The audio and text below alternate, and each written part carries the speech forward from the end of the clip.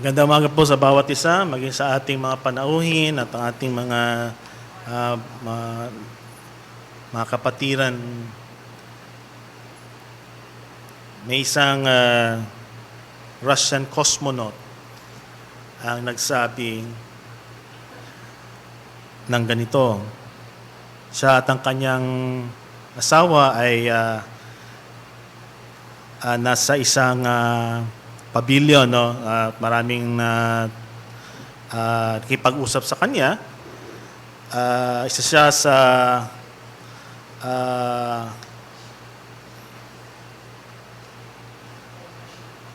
nakalibot o pangalawang nakalibot sa buong mundo, no?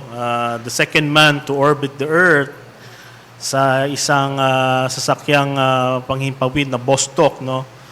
Siya ang taong ito, itong Russian cosmonaut na ito ay na-prove niya na human can live and work in space. At siya din ang unang cosmonaut na nakatulog na sa outer space in orbit. At siya din ang babalitang unang nagkaroon ng space sickness. Pero sa lahat naman nakita niya sa kanyang buhay as bilang cosmonaut ay ito ang kanyang nasabi. Sometimes people are saying that God is out there. I was looking around attentively all day, but I didn't find anybody there. I saw neither angels nor God. So, doon sinabi niya, no, na walang Diyos akong nakita doon. Sa aking hinanap ko siya, pero hindi ko siya nakita. Wala akong nakitang anghel, maging Diyos ay hindi ko nakita. Maraming mga tao na ganito ang ang kanilang paniniwala sa buhay, ang kanilang tinitingnang prinsipyo. To see is to believe sa mga bagay na patungkol sa espiritualidad. Sa atin bilang mga mananampalataya ay maaring meron din tayong mga gantong pag-iisip.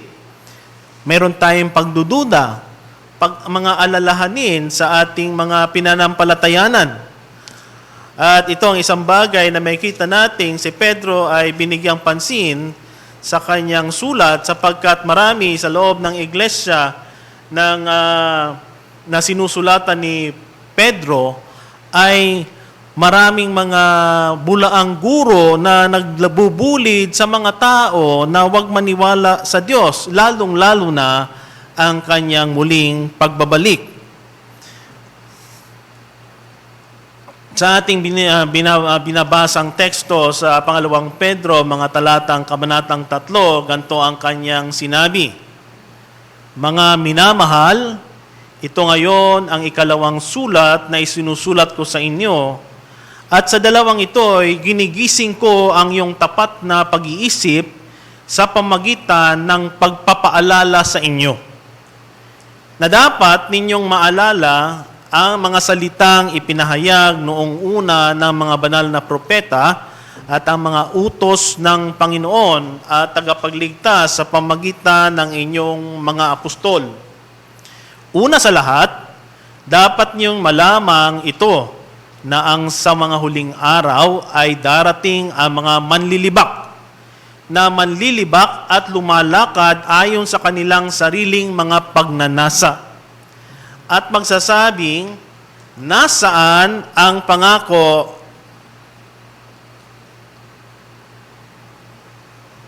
ng kanyang pagdating? Sapagkat buhat pa nang mamatay ang ating mga ninuno, nananatili ang lahat ng mga bagay sa dati nilang kalagayan mula ng pasimula ng paglalang.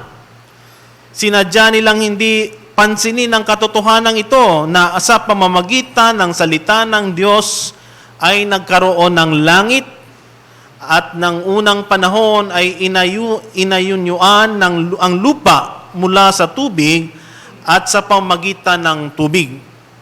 Sa pamamagitan din ito, ang daigdig noon ay inapawan ng tubig at nagunaw.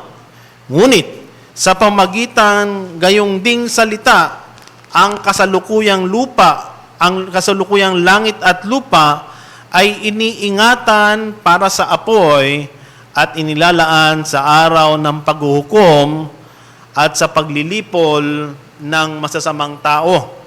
Subalit, huwag ninyong kaliligtaan ang katotohanan ito, mga minamahal.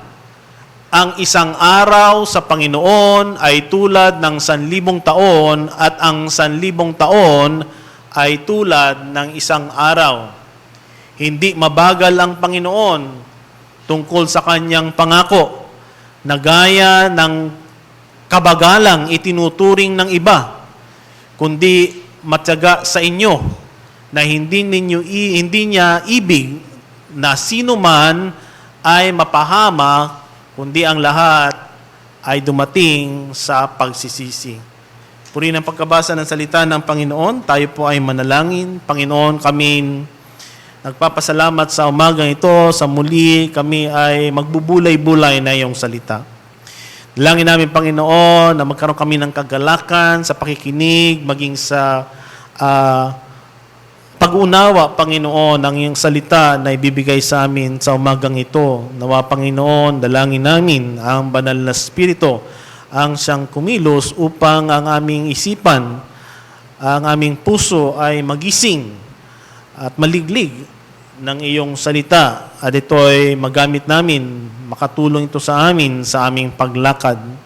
Dalangin namin, Panginoon, na kayong patuloy na kumilos sa amin, sa aming pananambahan. Ito pong aming dalangin sa pangalan ni Jesus. Amen. Sa ating pag-aaral o sa ating serye na pinag-aaralang Pangalawang Pedro, noong mga nakaraang pag-aaral natin, ang ating pamamahayag ay natuon tayo sa kabanatang bago nitong tekstong tinitingnan natin.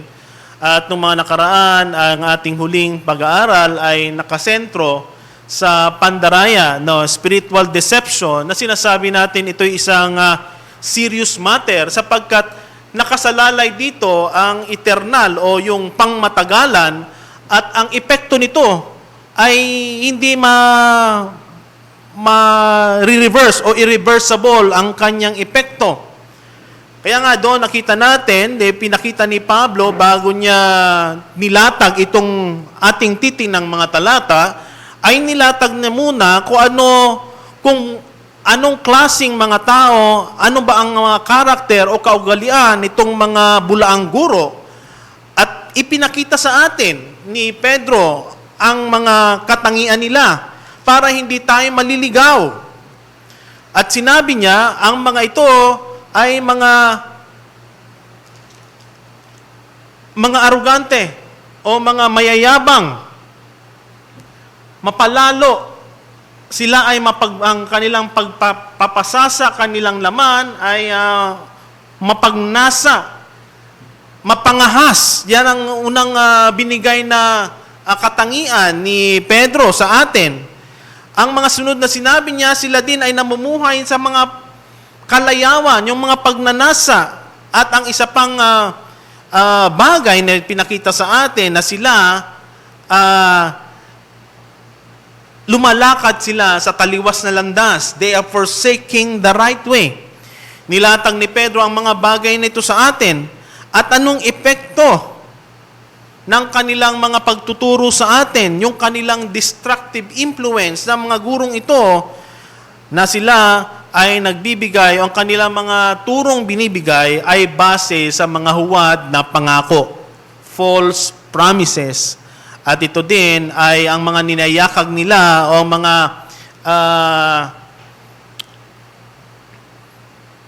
pinupuntirya nila ay yung mga mananampalataya na mga bata pa upang sila ay mawala sa pananampalataya.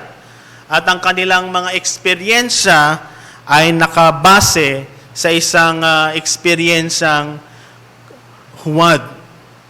Ito ang binigay sa atin ni Pedro para pakita sa atin anong klaseng mga taong itong mga bulaang propeta at guro na nag-iinganyo, na naghihikayat ng mga mananampalataya para mawala sa pananampalataya sa Panginoon. Sa umagang ito, titingnan natin ang isang katuruan na dala-dala ng mga bulaang guro na ito. Sila ay nagsasabi na ang Panginoon ay hindi na muling babalik. Kaya nga sa verse 4 ng mga talatang ating tinitingnan, nasaan ang pangako ng kanyang pagdating? Maaaring ito rin ang mga katanungan na naglalaro sa ating isipan na tunay nga bang babalik ang Panginoong Jesucristo sa mundong ito?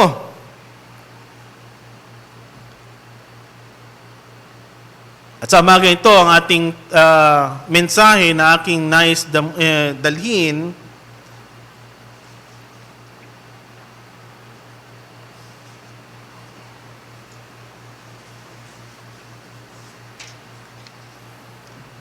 God is not slow to His promises, and His long-suffering should lead you to believe and repentance. Na ang Diyos ay hindi mabagal sa Kanyang mga pangako at ang Kanyang pagtitimpi. Sa verse 9, ang Kanyang matyagang pagtitimpi ang magdala sa atin na manampalataya tayo, magtiwala tayo sa Panginoon, at ito'y magdala sa atin sa pagsisisi. Tatlong bagay ang titingnan natin sa umagang ito, kung paano ang isang mananampalataya ay titingnan ang kanyang mga pangako. Pangalawa, paano ba tinitingnan ng mga manlilibak ang pangakong ito ng Panginoon at ang kanunang kanilang tugon. At ang pangatlo, ang gawa ng Panginoon sa mga pangakong ito. Diyan iinog ang ating pagtingin sa mga talatang ito sa umagang ito. Makikita natin, ang kinakausap ni Pedro dito ay mga mananampalataya, mga minamahal. Ito ngayon ang aking ikalawang sulat na isunulat sa inyo. At isa pang makikita natin ang kanyang binanggit.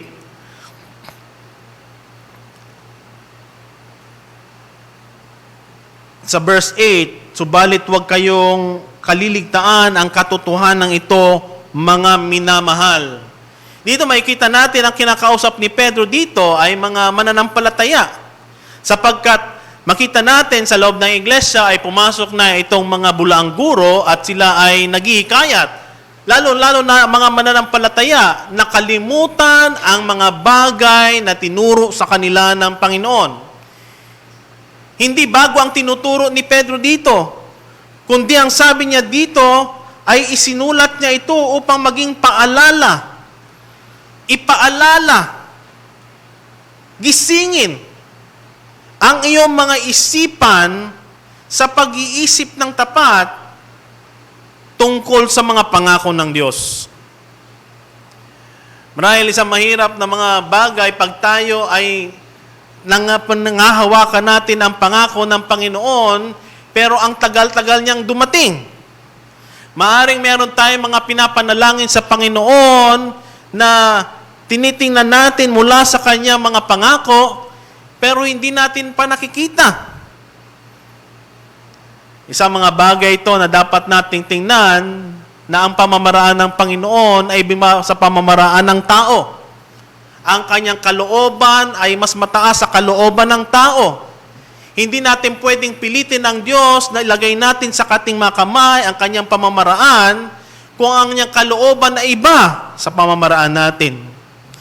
Kung kaya ito, isang paalaala ang binabanggit ni Pedro sa mga mananampalataya, sa mga minamahal na kanyang sinusulatan.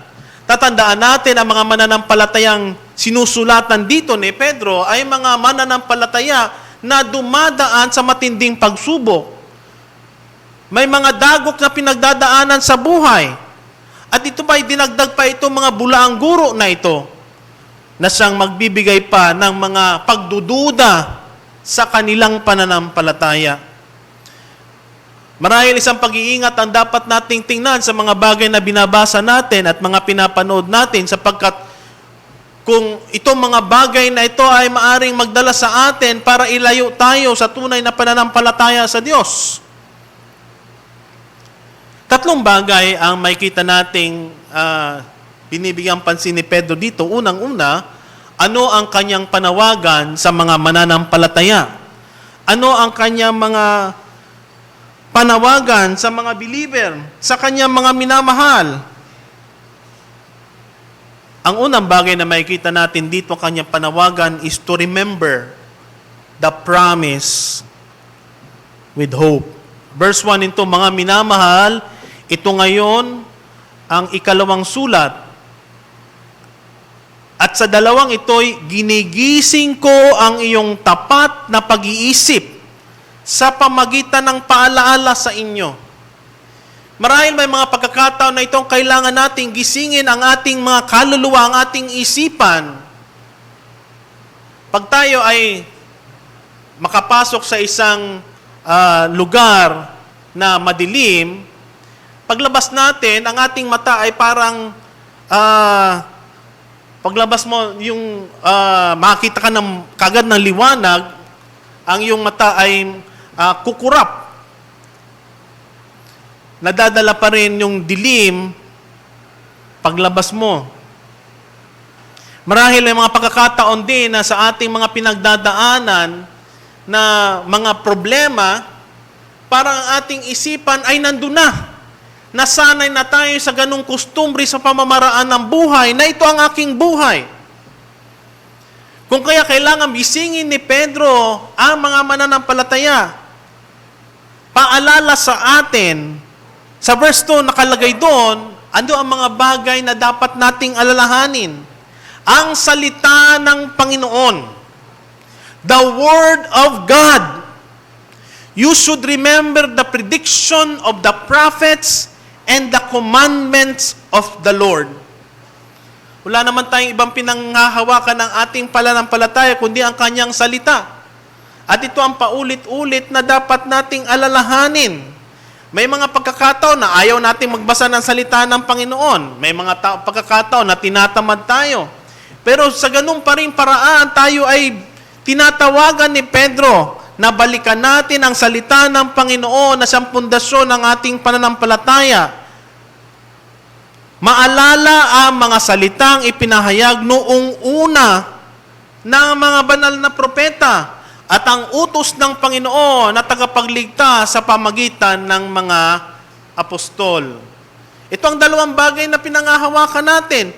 Yung mga prediksyon, yung mga propesiya ng mga propeta, maging ang mga sinulat ng apostol. Katulad itong tinitingnan natin, ang siyang basihan ng ating pananampalataya. Ang isang bagay na katanungan, naniniwala ba tayo sa salita ng Diyos? Naniniwala ba tayo sa kanyang mga sinasabi dito? Sapagkat may mga tao na hindi pinaniniwalaan ng salita ng Panginoon. Sinasabi nila, gawa na lang tao yan eh. Maaring ginawa ng tao ito, pero tatandaan natin, ang mga taong yon na sumulat ng original ay kinasihan ng Diyos para isulat ang kanyang salita. At sa panahon natin ngayon, wala na tayo ng original copy nito sapagkat kung narito ang original copy, anong mangyari? Sasambahin ng mga tao. Kaya makikita natin, yung mga artifacts hindi natin makita, walang mapagkita. Maging yung original nito, maging yung sinasabi nating Arko ni Noah, wala tayong makita niyan. Sapagkat kung nariyan yung mga bagay na yan, anong mangyayari sa mga tao? Sasambahin nila yung mga bagay na yon kaysa sa tunay na Diyos. Kaya isang bagay din na magpataka tayo, bakit walang description ang Panginoong Jesucristo ng kanyang hitsura? Makikita natin sa salita ng Panginoon ang katangian niya. Pero yung kanyang physical description ay wala tayong makikita. Bakit? Sapagkat kung nariyon, ang mga tao ay maghuhugis, maglililok ayon sa description na binabanggit, At yun ang kanilang sasambahin.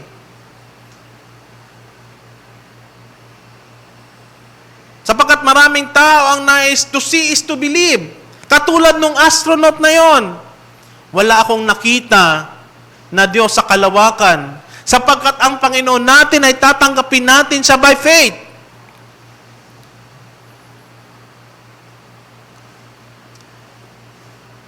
Anong reason bakit si Pedro ay kailangan magpaalala, gisingin ang ating isipan?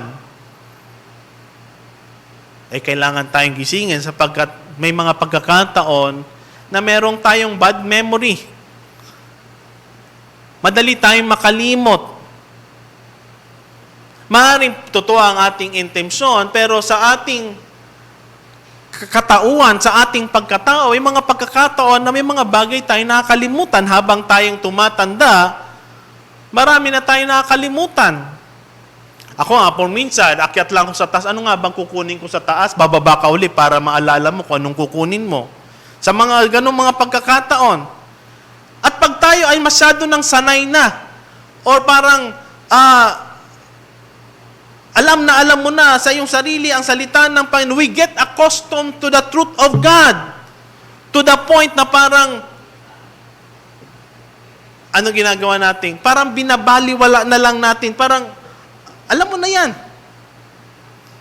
But here, Peter ay lumalapit sa atin para gisingin tayo. To remember the Word of God in His commandment. At isang bagay na makikita natin dito, ang punto na pinag-uusapan natin dito ay yung Day of the Lord. Yung kanyang muling pagbabalik. At expound natin yan sa mga susunod nating pag-aaral sa ating pamamahayag, ano bang tinatawag nitong Day of the Lord. The point of judgment. Na kung sa Jeremiah makita na the time of Jacob's trouble. Ang mga bagay ito, hindi ito inimbento ng mga apostol. Si Jesus mismo ang nagturo nito ng kanyang pagbabalik. At itong mga bulaang guro na ito, they deny the power and the coming of the Lord Jesus Christ. Kaya nga, meron tayong tanong dito marinig sa kanila, nasaan ang pangako ng kanyang pagdadating?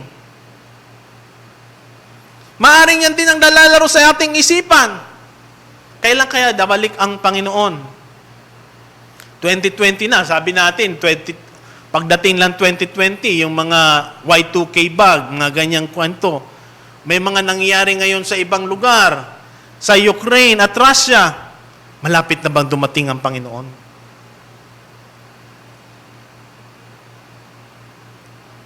Ganon din. Dali lang po. Itong mga bulaang guro na to,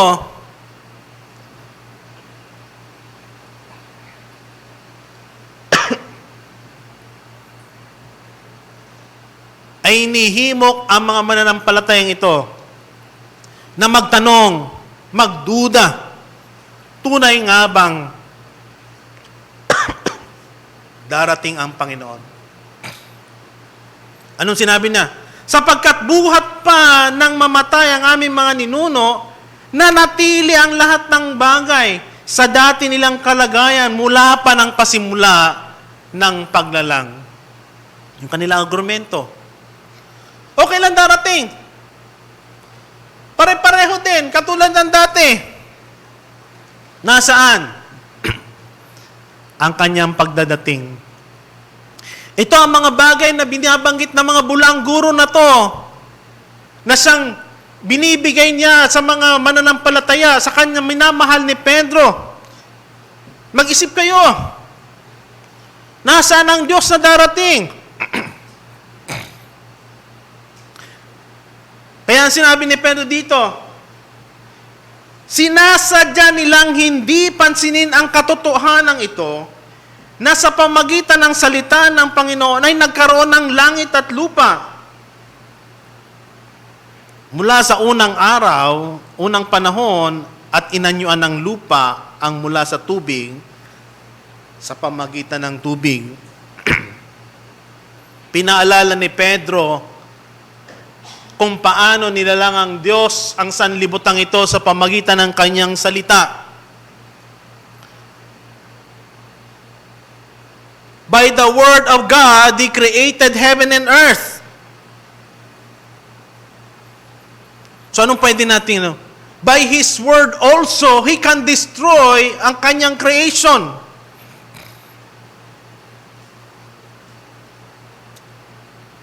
So ito yung isang bagay na dapat ipinaalala ni Pedro sa mga manlilibak na ito. Kaya nga, sinasabi niya, balikan niyo ang salita ng Panginoon sapagkat yan ang magiging panghawakan mong mga pangako ng Diyos, ng Kanya mga ginawa sa mundong ito mula creation hanggang sa ating inaantay na Kanyang muling pagbabalik.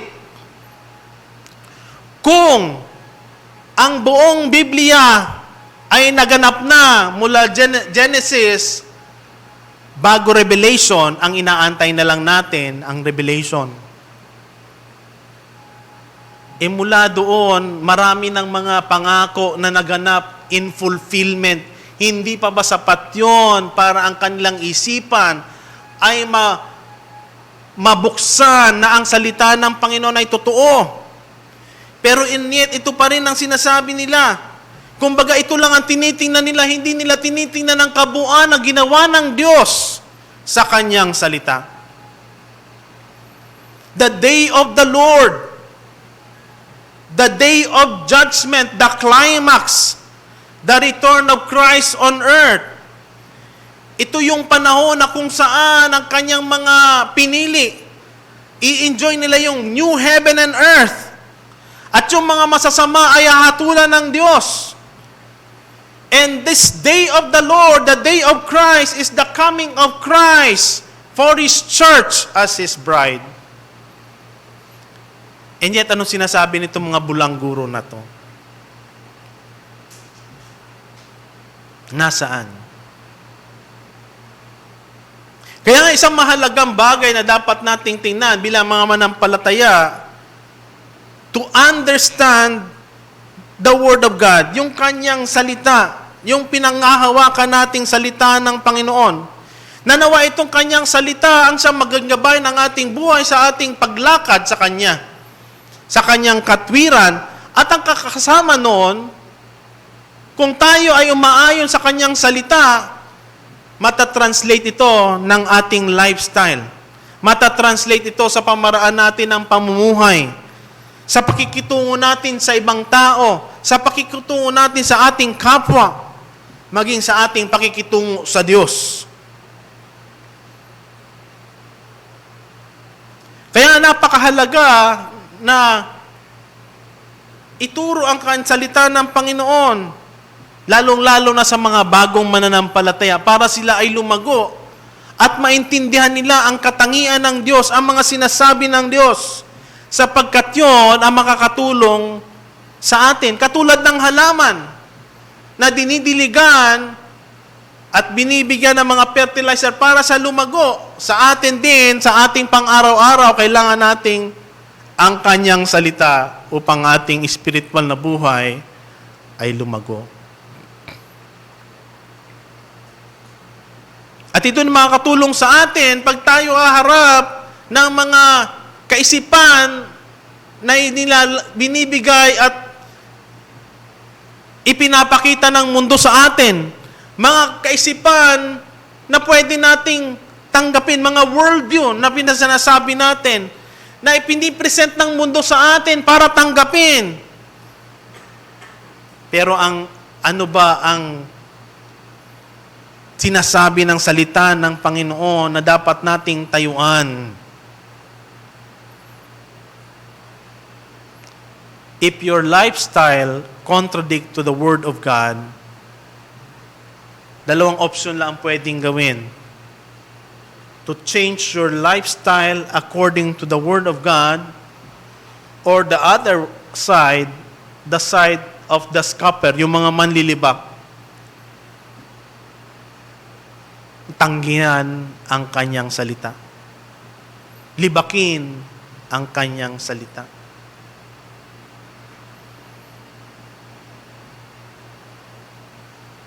Isang bagay na makikita natin, ang science, hindi niya kayang i-control ang lahat ng bagay sa mundong ito. Maaari niyang maintindihan lamang yung mga bagay within his five senses, pero yung mga bagay in the realms of spirituality, we come to it by faith.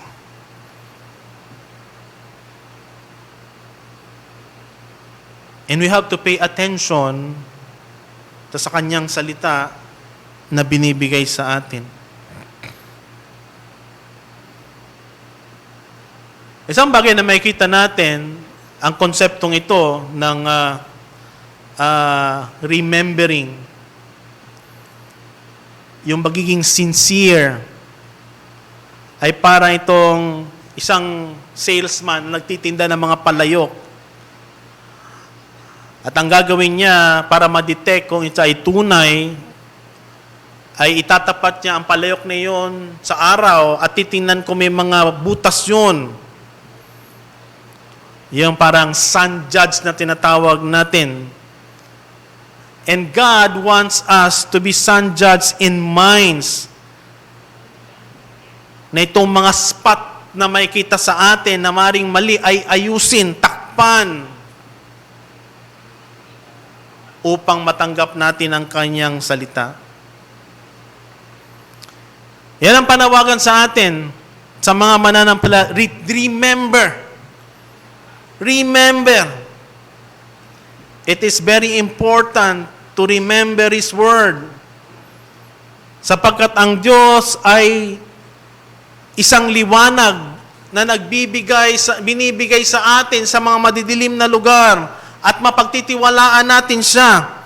Ano man ang sinasabi ng mga manlilibak na to tungkol sa salita ng Panginoon, tungkol sa Diyos, mga bagay na sinasabi nilang kasinungalingan, ay pwede nating lapatan ng mga bagay na binigay sa atin ng Panginoon sa pamagitan ng Kanyang salita.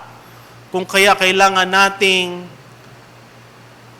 maging mapagmatyag. Kailangan nating alalahanin ang mga salitang Kanyang binigay sa atin. Ano sa paraan ang pwede nating gawin? Mag-memorize tayo ng mga salita niya. Paunti-unti. Makakatulong ito sa atin pag may mga bagay tayo, madali nating makuha ito sapagkat memoryado natin. Napakaganda nun. Yan ang isang challenge sa atin. Kung nadidevotion tayo araw-araw ng kanyang salita, may isang verse doon na pwede nating nag-struck sa'yo, pwede mong i-memorize yun.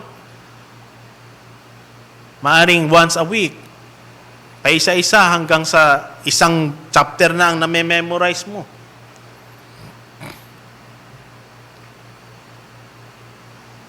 Yun ay isang paraan of remembering His Word. O isang paraan na pwede nating gawin, kung meron tayong logbook, mag-journal. Sa araw-araw na devotion mo, i-journal mo. Ano ba yung mga bagay na tinuro sa iyo ng Panginoon doon? Kahit sa isang notebook. Sulat mo doon yung mga natutunan mo, maging yung mga prayer item na nais mo ipag-pray. At rin na makikita mo, as you progress, makikita mo ang katapatan ng Panginoon, hindi lamang sa mga bagay na natutunan mo, kundi yung mga bagay na ginagawa niya sa iyong buhay.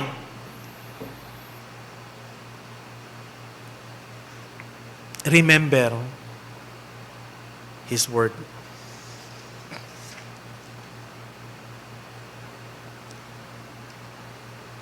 Walang bagay na makikita natin dito kung sa mga believer, sa mga mananampalataya, ang kanyang panawagan ay alalahanin, gisingin ang ating isipan para sa kanyang salita. Ang mga manlilibak, ano ang kanilang mga ginagawa? They deny the promise of Jesus coming and also the promises of the Lord Jesus Christ. ang katotohanan, anong ginagawa nila? Pinagtatawanan nila ang mga bagay na ito. Sa verse 3, makikita natin, una sa lahat, dapat ninyong malaman na sa huling araw, darating ang manlilibak, at ang manlilibak ay lalakad ayon sa kanilang sariling pagnanasa. Yan ang binabanggit sa atin. One day a time will come na makakarinig tayo nito at unti-unti na narinig natin ito sa mga telebisyon, sa mga namamahayag. At meron ngang study na lumalaki na yung number ng mga atheists, no, maging sa mga eskwelahan, at unti-unti sila nagte-take over. Anong gagawin natin pag dumating mga pagkakataong ito, sooner or later?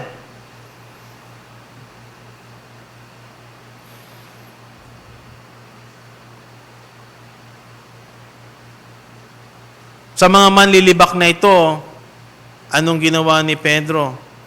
Ipinakita niya na ang kanilang mga sinasabing mga bagay tungkol sa pagdating ng Panginoon ay kinakalimutan nila yung mga mahalagang bagay na dapat nilang tingnan, hindi lamang ang bagay na ito.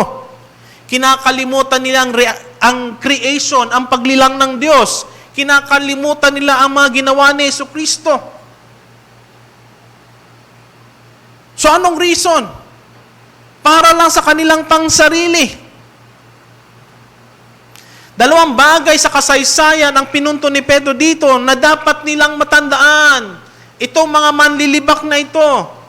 The work of God in creation. Sa verse 5, sinasadya nilang hindi pansinin ang katotohanan ito na sa pamagitan ng salita ng Diyos ay nagkaroon ng langit at lupa. Maliwanag yon na ang Diyos ang may lalang ng langit at lupa.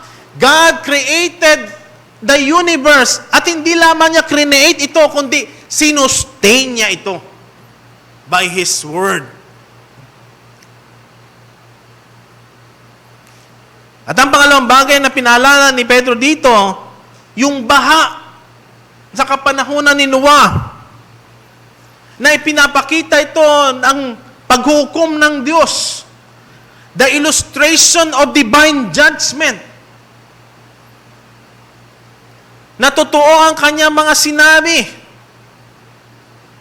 Na ang Diyos pwedeng pumasok sa kasaysayan ayon sa kanyang kalooban. God can break in and at any time and upang maganap ang kanyang kalooban. God is able to intervene in the course of history. So itong dalawang bagay na pinala ni Pedro sa mga manlilibak na ito. Kung iniisip nyo na hindi darating ang Panginoon, tandaan nyo itong dalawang bagay. Na ang Diyos ang may lalakha ng langit at lupa, kung siya may likha nito, siya rin ang may kapangyarihang tapusin ito. At tatandaan natin, sa mga manlilibak na ito, pinapaalala ni Pedro na ang Diyos ang siyang tagahatol ng lahat ng bagay sa mundong ito. Ipinakita niya na nangyari sa kapanahonan ni Noe. Na mga taong ito na walang pagkatakot sa Diyos, namumuhay sila ayon sa kanilang maisipan, sa kanilang maibigan, magustuhan. Tatandaan ninyo na mayroong paghukom ang Diyos na nakalaan.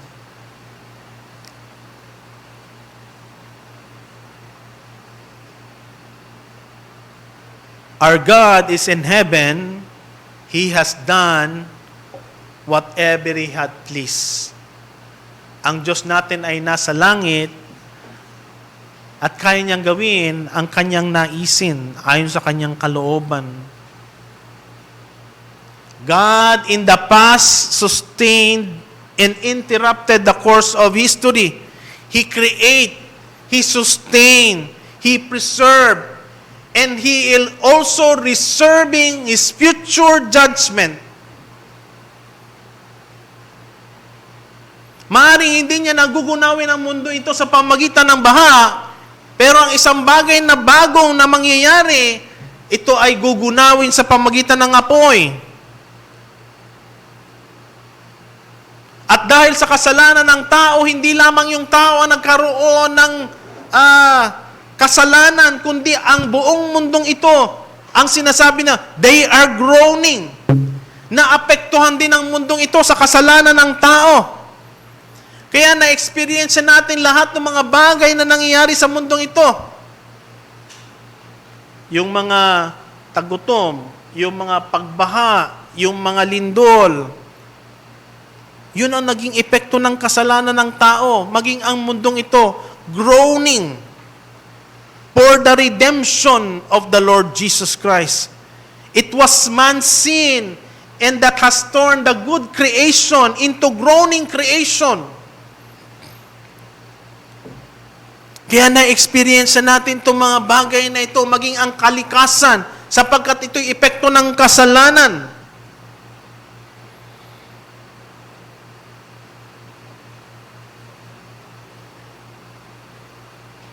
At mula na nagkasala ang tao sa mundong ito, patuloy niyang sinisira, patuloy niyang pinupulyut, dinudumihan, at sinisira ang kanyang kalikasang ginawa ng Panginoon.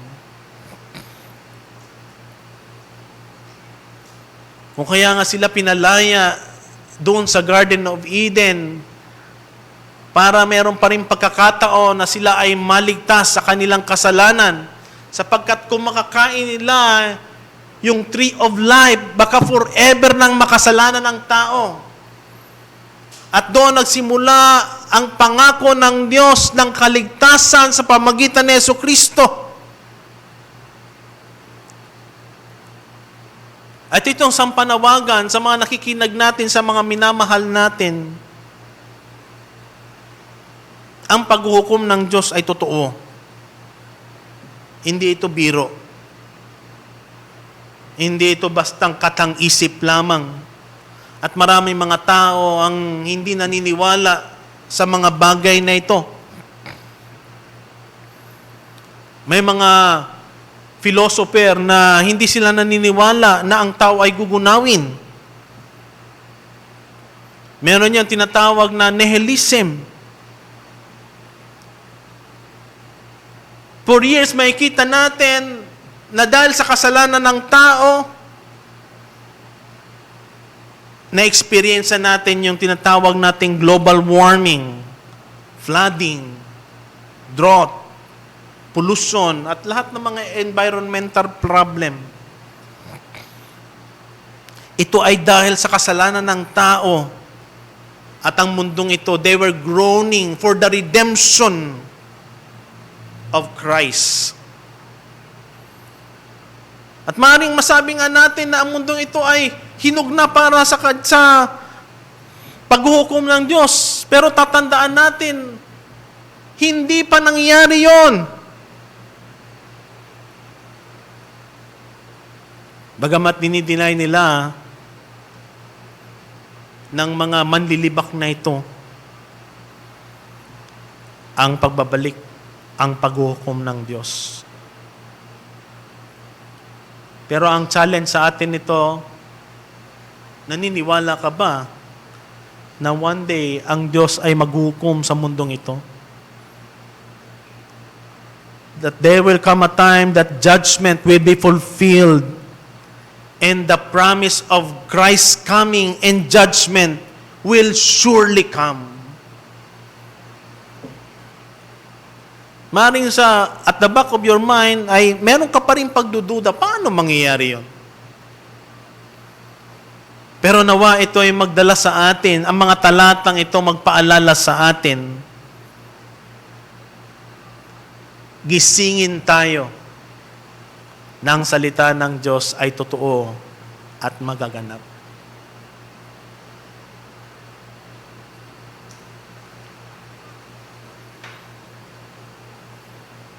God and the Creator is also the God of judge. God the judge. Justice ang ipapataw niya pagdating ng panahon.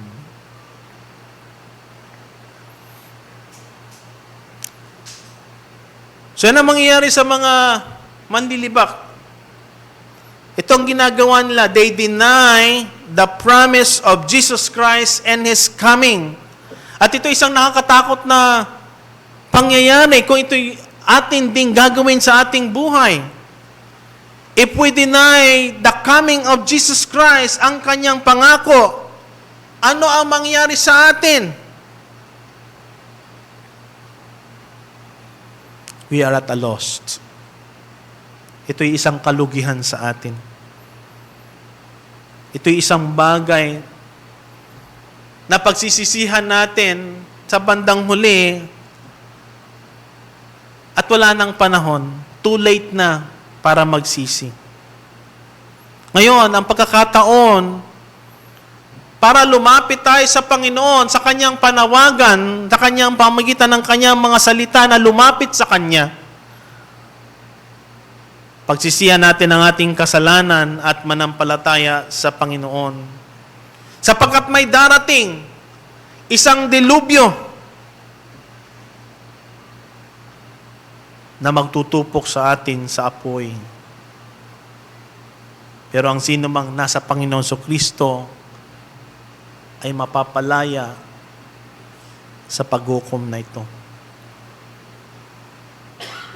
Patlong bagay na makikita natin na itong pagbabalik ng Panginoon ay ginagantriya ng ating Diyos.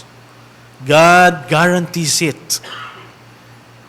Verse 8 and 7 sinasabi, subalit huwag ninyong kaliligtaan ng katotohanan ito, mga minamahal,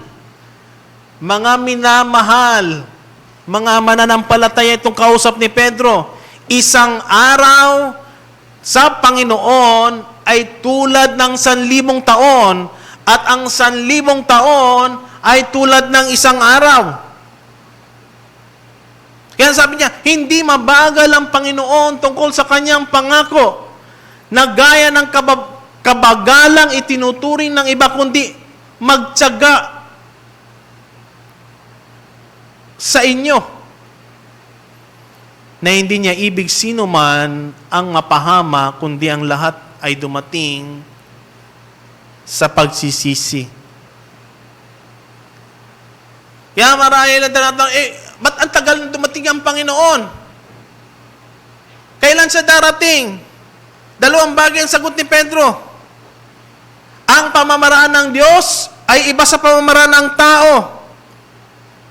Maaring ang panahon natin pagkahaba-haba, pero sa Panginoon isang araw lang yon. Verse 8.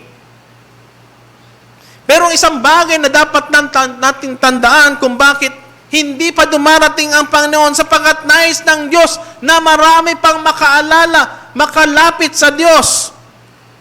Marami pang taong maligtas. The Lord return seems to be so long coming because God wants as many people to be saved as possible. Nais ng Diyos na marami pang maligtas, mga tinawag niya makakilala sa Diyos. At hindi niya nais ang mga tao ay mapahamak.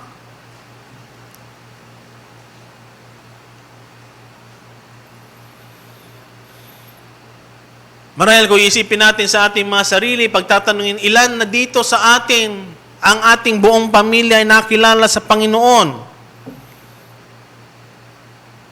Nais mo bang kayo, ikaw lang ang makakilala, makapunta sa langit? Paano yung mga kamag-anak mo, pamilya mo, kaibigan mo? Mahilan yung mga bagay na dapat nating tingnan sa ating sarili. Kung bakit ang Diyos ay hindi pa siya dumarating sa panahon natin ngayon, sapagkat nais ang maraming mga maligtas. At anong hamon nito sa atin? Kailangan tayong mag-ibanghelyo. Kailangan nating abutin itong mga tao na ito na mga malapit sa atin, mga tao na dinadala ng Panginoon sa atin, Maring itong kamag-anak mo. Hindi na lamang kamag-anak, in your family circle. Sa iyong pamilya. Nais ng Diyos na tawagin yung buong pamilya makilala sa Panginoon. At ayaw niya ni isa man doon ay mapariwara. Tayo na nakakilala, nakakakita, nakakabasa ng pangako ng Diyos. Alam natin itong maganda. Alam natin ito kapaki-pakinabang. Ayaw ba natin itong ibahagi sa kanila? The Lord is patient towards you, not wishing any should perish, but that all should reach repentance. Marami sasabi sa tekstong ito na para ito ay sa lahat ng tao. Pero pag titingnan natin, ang kinakausap ni Pedro dito ay mga minamahal. Ang ninanais niya, itong mga tinili niya, mga tinawag niya ay huwag mapariwara. Sapagkat nandyan ang banta ng mga bulaang guro para sila ay hikayating layuan, umalis, iwanan ng Panginoon sa kanilang kamanmahan. Pero ang Panginoon ay nagsasabi sa atin ang kanyang pagpapahinuhod, ang kanyang long suffering ay nandyan upang mas marami pa ang makakilala sa Panginoon, madala sa kanyang kaharian. Ang iyong pamilya, ang iyong mga magulang, ang iyong mga anak, kaibigan, kamag-anak, nais ng Diyos na sila'y makakilala sa Panginoong Kristo, pagsisiya ng kanilang kasalanan at manampalataya sa Panginoon. Mga kaibigan, mga minamahal, maaaring ito'y isang challenge sa atin na alalahanin natin na ang Diyos, ang kanyang paghukom ay darating. Kung tayo ay nakakilala, nakakarinig ng kanyang salita,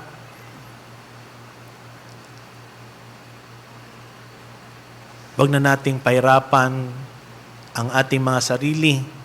Huwag na nating patigasin ang ating mga puso. Manampalataya sa Panginoon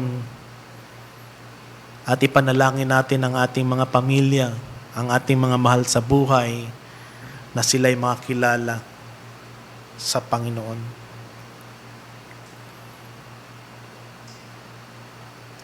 Ganyan ang kahabagan ng Diyos na ipinapakita sa atin. Ini-expose ni Pedro dito ang kahangalan ng mga manlilibak na ito, na hindi nila naiintindihan kung paano kumilos ang Diyos sa mundong ito, kung paano kumilos ang Diyos sa buhay ng mga mananampalataya, no paano kumilos ang Diyos, na ang Diyos ay mapagpahinuhod at nais niya na tayo, maging ating pamilya, ay makabahagi sa kaharian ng Diyos. Eternity is not just an extended time. It is in existence above and apart time. Sa paningin ng Diyos, maaaring sa Kanya ay isang araw lamang, pero sa atin, pagkahaba-habang taon na ito.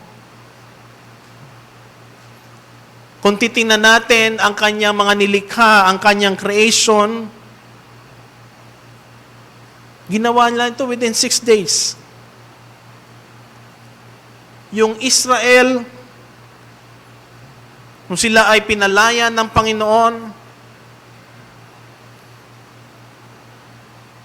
Kanyang itrinain si Moses for 80 years. And Jesus come to this world in the fullness of time. Sa ating panahon, pag ating kinukwenta mga oras at panahon, maaaring sa atin napakahabang panahon. Pero sa Panginoon, iba ang pamamaraan ng Diyos sa atin. God works in time, But He is not limited with time. He can accomplish things that can be done in 1,000 years by one day. God can accomplish one day that would take for us a millennium. Pero isang bagay na dapat natin tandaan, pag gumawa ang Diyos, tatapusin niya ito. Once He began to work, He will make it done. Tayo bilang tao, tayo ay mamamatay, kukupas. Meron tayong simula, meron tayong katapusan. At ang katapusan natin either in heaven or in hell. Sapagkat naniniwala tayo na merong buhay after nito for eternity. Pero ang ating Panginoon, wala siyang pinagmulan, wala siyang katapusan. He is the Alpha and the Omega. He existed before time. At pwede nating panampalatayanan siya.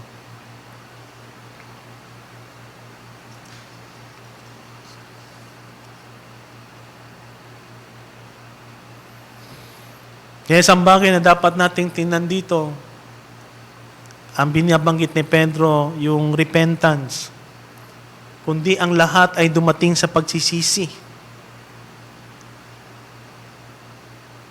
God is long-suffering towards the lost sinner because He wants them to be part of the elect family. Ano ang task natin bilang mananampalataya? Is to make our own calling and election sure. Yun ang dapat nating gawin. Kung tayo ay tinawag ng Diyos bilang mananampalataya, ang dapat nating gawin, maging sigurado tayo sa pagkatawag ng Diyos. And that would be an encouragement for us. Not only that, to also share the good news to others. That they will change their mind. They will repent. Repentance is changing of mind. Hindi siya yung parang nare-regret ko lang o I feel sorry. It is a change of mind. From a hopeless attitude for an attitude that would lead to despair, but to an attitude that is hoping for the Word, for the Lord to do His will in you. Pagbabago ng isip. At sa pagbabagong yun, kasama doon yung buhay na gagawin mo yun ayon sa kanyang kalooban.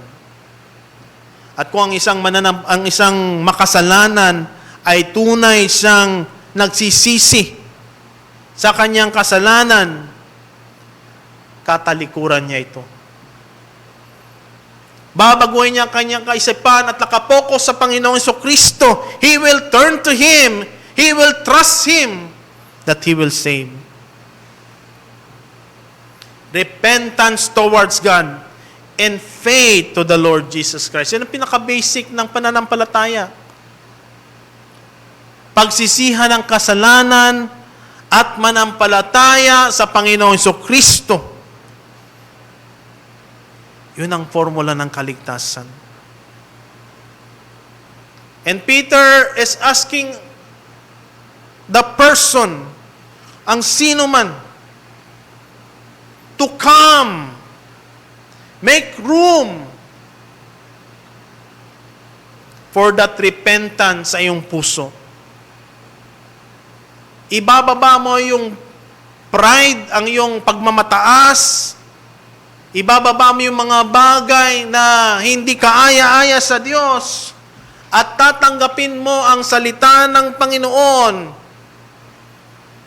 na siyang mag-humble down sa iyo. Hindi ito kaya nating gawin sa ating sarili. Ito ay regalo ng Diyos. Kung kaya nga ang mananampalataya na hindi tinawag ng Diyos, hindi niya kayang ibaba ang kanyang sarili sapagkat ang Diyos lamang ang siyang makakagawa nun.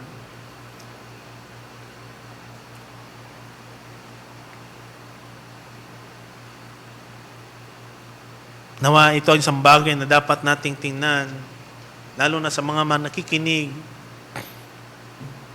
Kung ang Panginoon nangungusap sa iyo sa pamagitan ng Kanyang salita, o sino man sa bulwagang ito na ang Diyos ay kumikilos sa pamagitan ng Kanyang salita, manampalataya, pagsisihan ng ating mga kasalanan, manampalataya sa Diyos. Kung tayo ay nakakilala sa Panginoon, pero ang ating isipan ay nandun pa rin sa pag-iisip tungkol sa mundo, hingin natin ang Panginoon na ito'y baguhin at sundin ang pamamaraan ng Kanyang salita. Sa pagtatapos, makikita natin na sa ating tiningnang mga talata, itong mga manlilibak, they reject the evidence of the Word of God. Kung kaya sila ang kanilang buhay ay patuloy na namumuhay sa kasalanan, sapagkat ang salita ng Panginoon na hindi tutunay sa kanila, hindi nila ito pinangahawakan, kaya ang buhay nila ay patuloy na namumuhay sa kasalanan. They reject the Word of God.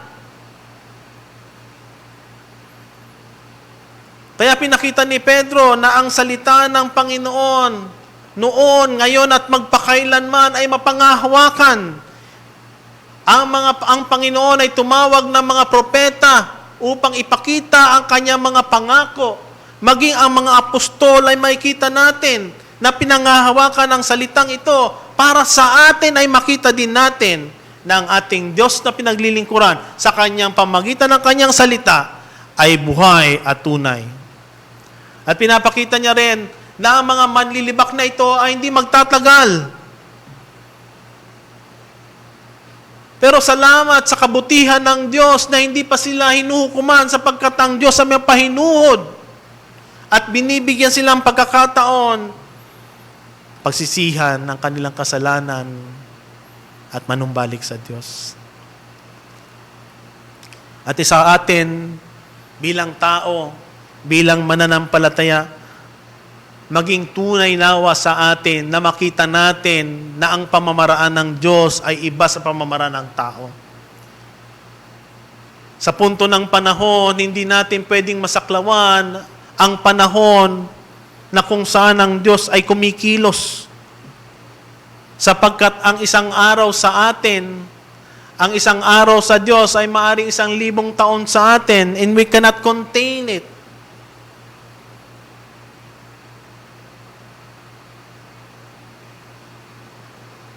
Dito, si Pedro ay isinasawatan niya ang kaisipan ng pagdududa na hindi pagtitiwala sa salita ng Panginoon, sa kanyang mga pangako, maging sa pagbabalik ng Panginoon. Hindi natin alam kung kailan siya babalik. Pero makikita natin na one day, He will come like a thief of the night. Maaring tayo ay nagsusubasob sa ating mga bagay, ng ating achievements, ng ating mga bagay na tinitingnan na pwedeng panghawakan sa panginaharap. Ang sinasabi sa atin ng Panginoon, live with moderation and consider also the spiritual things and the value that the Lord is giving us. Manalangin tayo.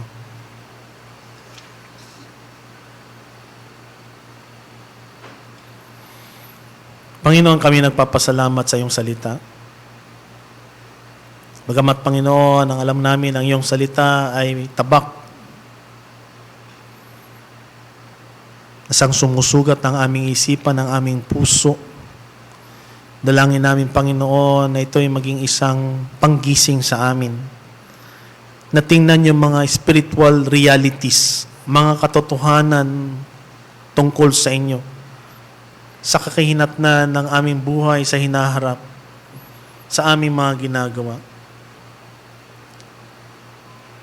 Panginoon, may mga pagkakataon na kami nagdududa sa iyong salita.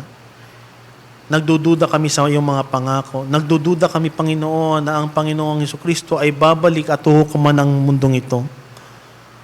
Panginoon, humingi kami ng kapatawaran sa mga bagay na ito. Dinadalangin namin, Panginoon, na patuloy mong pag-alabin ang aming paglilingkod sa iyo, maging tapat sa iyong salita, at magkaroon ng pagkaunawa na ang iyong kalooban ay mas mataas sa kalooban namin. Na ang iyong pamamaraan ay iba sa pamamaraan namin. Na ang iyong panahon ay mas mahaba pa sa aming panahon. Nawa, Panginoon, ang aming isipan, ang aming puso, buksan mo. Nawa kayo tumawag ng mga tao na maglilingkod para sa iyong gawain. At nawa itong mga opportunities na ino-open mo para ang iyong salita ay may pahamahayag sa iba, sa mga aming kamag-anak, sa aming mga kaibigan. Nawa, Panginoon, kami tulungan mo. Bigyan mo kami ng kalakasan at desire, Panginoon, na ipamahagi kayo. Tunay nga, Panginoon, na kayo hindi pa bumabalik sapagkat nais mo na maraming taong makilala sa inyo at maligtas. Nawa, Panginoon, sa aming buhay, pag-alabin mo, Panginoon, ang aming pananabik na ibahagi kayo sa iba. Salamat, Panginoon, sa mga salitang ito bilang paalala sa amin. Tunay nga, Panginoon, na ito lamang ang aming makakaya.